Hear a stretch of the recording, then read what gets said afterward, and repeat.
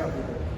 Hi, Coach. Congratulations. Thanks. From a personal standpoint, how gratifying is this championship for you, especially after everything you went through last year with Gilas, now you're PBA champion?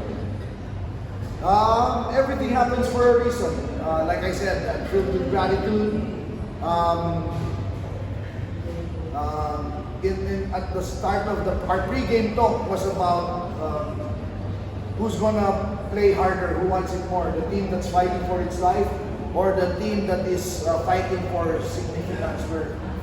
There's something special about this team because a lot of our players are going through a lot of personal adversity.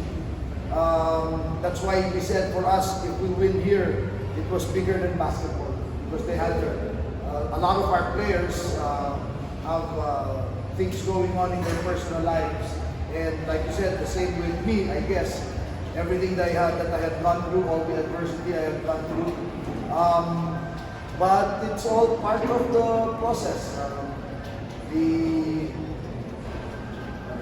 I know a lot of people are talking about lesson learned, but it's really lesson learned. I am a very growth-minded individual, and for me, all of the challenges and difficulties I went through in the past were opportunities for me to learn and grow.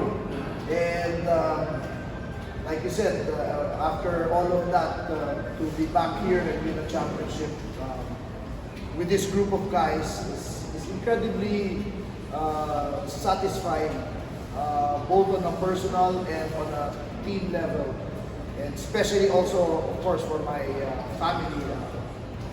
There's a lot of, I know we played Barangay Ginebra, but there's a huge Barangay Reyes clan also watching on their television sets, cheering and praying for us.